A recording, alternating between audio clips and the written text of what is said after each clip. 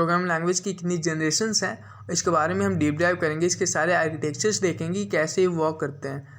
इस चीज़ को हम सिक्वेंशियल ऑर्डर में देखेंगे। तो इस वीडियो को शुरू करने से पहले प्लीज़ चैनल को लाइक कर दीजिए, सब्सक्राइब कर दीजिए। So without wasting time let get started. सबसे पहले हम देखेंगे first generation of programming language.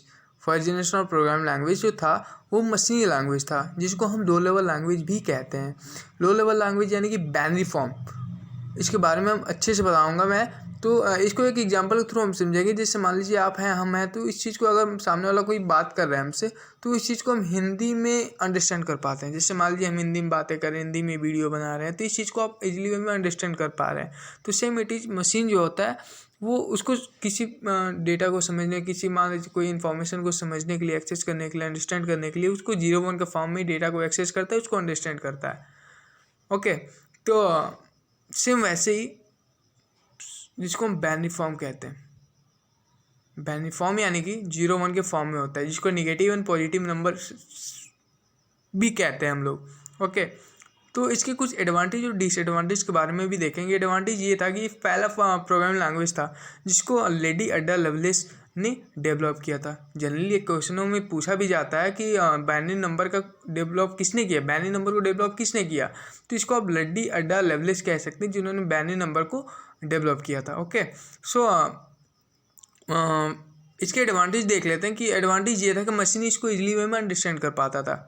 Okay, जैसे कि 0-1 के फॉर्म में कोई भी डेटा को हम अगर इंटर कर रहे हैं तो मशीन जो होता है तो उसको इजीली वे में एक्सेस करता था और इजीली वे में उसको अंडरस्टैंड कर पाता था, और देन आपके अकॉर्डिंगली आपको आउटपुट प्रोवाइड कराता था। और इसके डिसएडवांटेज ये हैं कि यूजर के लिए सबसे बड़ी प्रॉब्लमेटिक बात ये हो जाती थी कि उस चीज़ को इजीली वे में अंडरस्टैंड कर पाना, और उसमें जो भी बग्स होते थे, बग्स यानी कि उसमें गलतियाँ, जो भी एरर्स होती थी, उसको पॉइंट आउट करना सबसे बड़ी प्रॉब्लमेटिक बात हो जाती थी यूजर के लिए। उस केस में मशीन लैंग्वेज के फर्स्ट जनरेशन लैंग्वेजेस के केस में उस टाइम सबसे बड़ी प्रॉब्लमेटिक बात हो जाती थी यूजर के लिए।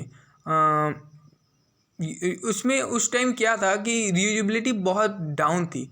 जैसे कि मान लीजिए आप ही सोचो, जैसे मान लो मैं कोई प्रोग्राम लिखता हूँ, उसको 0-1-0-1-0-1 करके लिखता हूँ, तो हमारी रीयूजेबिलिटी बहुत डाउन होगी, हम उसको इजीली वे में अंडरस्टैंड नहीं कर पाते, यूजर फ्रेंडली नहीं हो सकता वो।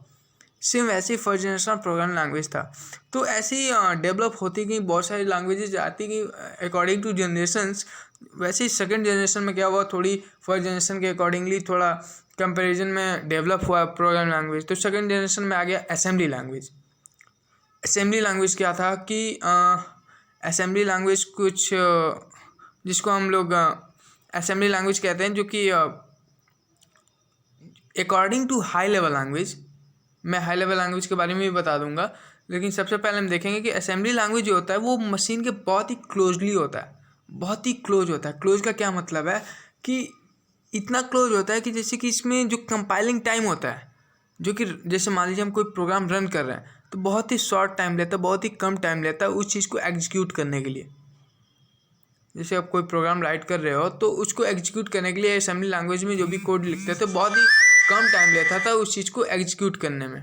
ओके, सो असेंबली लैंग्वेज का यही एडवांटेज है कि ये कंपाइलिंग टाइम में बहुत ही कम टाइम लेता है और रन बहुत इजीली वे में करता है। और इसमें मेनोमोनिक कीवर्ड्स होते हैं, मेनोमोनिक कोड्स होते हैं जिसको हम यूज करते हैं, जिसको हम इजीली वे में अंडरस्टैंड कर लेते हैं। As a comparison of first generation of programming language थोड़ा ईजियर हो गया और लो कॉस्ट भी हो गए और थोड़ा वर्क फास्ट करता था फर्स्ट जनरेशन के कंपैरिजन में, और इसके कोड को इजीली वे में यूजर अंडरस्टैंड कर पाता था। और इसमें कुछ बग फ्री भी होते थे, जैसे कि जो भी इसमें बग्स होती थी उसको इजीली वे में यूजर पॉइंट आउट कर सकता था और उसको बग फ्री कर देता था। ओके, तो सेकंड जनरेशन में जो असेंबली लैंग्वेज थे इसके कुछ यही एडवांटेज थे। इसमें कुछ मेनोमोनिक कीवर्ड्स हो गए। मेनोमोनिक कीवर्ड्स के बारे में आपको बता दूं, जैसे मान लीजिए ऐड हो गया, सब हो गया, मल हो गया, मल यानी कि मल्टीप्लाई, सब यानी कि सब्ट्रैक्ट, ऐड यानी कि एडिशन। तो ये सब जो होते हैं मेनोमोनिक कीवर्ड्स होते हैं जिसके थ्रू हम प्रोग्राम को राइट करते हैं। जैसे मूव हो गया, MOV, इसके भी बहुत सारे यूजेज हैं असेंबली लैंग्वेज में जिसके बारे में हम आगे देखेंगे। So third generation of programming language के बारे में देखते हैं। Third generation of programming language था वो था high level language. High level language जो था वो यूजर फ्रेंडली है, मतलब यूजर उसको इजीली में अंडरस्टैंड कर पाता है, जो कि ग्रामेटिकल फॉर्म में होता है। जैसे कि मान लीजिए आप कोई चीज़ लिखते हो, तो उसको आप इजली अंडरस्टैंड कर पाओ, तो उसको ही हम यूज़र फ्रेंडली बोलते हैं। तो सबसे बड़ी एडवांटेज थी third generation of programming language, जिसमें बहुत सारी चीज़ें डेवलप हो चुकी और as the comparison of all previous language, ये सबसे बड़ा एडवांटेज था यूजर्स के लिए। ओके, तो इसमें जो था यहाँ पे लिखा हुआ third generation programming language most popular general purpose language today, so as C++, C has Java basic and Delphi, and also third generation language, most third generation language support structured program language।